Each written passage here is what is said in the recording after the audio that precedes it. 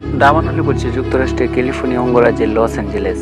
প্রায় এক সপ্তাহ হতে চললেও দাবানলের গতি কমার লক্ষণ নেই।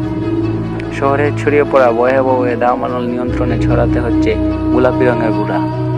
কর্তৃপক্ষ জানিয়েছে, আগুন নিয়ন্ত্রণে লস অ্যাঞ্জেলেসে হাজার হাজার গ্যালন গুঁড়া ছিটানো হয়েছে।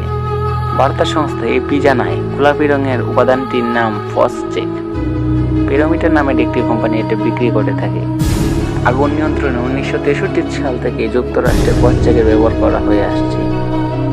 ফসচেক মূলত আগুনের চারপাশে স্প্রে করা হয়, যাতে এটি আগুনের গতি প্রবাহ বন্ধ করতে পারে। এর উপাদানগুলোর মধ্যে রয়েছে 80% পানি, 14% সার জাতীয় লবণ এবং 6% রঙিন এবং ক্ষয়রোধী উপাদান। এটি জ্বালানির তাপমাত্রা হ্রাস করে এবং অক্সিজেন সরবরাহ কমিয়ে দেয়। পিরামিটার কোম্পানি নির্দেশ দিয়েছে যে ফসচেক যত দ্রুত সম্ভব পরিষ্কার করা উচিত। এই গুঁড়া যত শুকিয়ে যাবে, পুরোপুরি পরিষ্কার করার তথ্য কঠিন হবে। ছোট কোনো জায়গা ওঠে পানি এবং অল্প ডিটারজেন্ট ব্যবহার করে এটি উঠিয়ে ফেলা যাবে। আর পৃষ্ঠটি বড় হলে পানির উচ্চ চাপ ব্যবহার করে পরিষ্কার করতে হবে। তবে ফসচেকের ব্যবহার নিয়ে বিতর্ক রয়েছে। সমালোচকদের মতে এটা পরিবেশের জন্য ক্ষতিকর।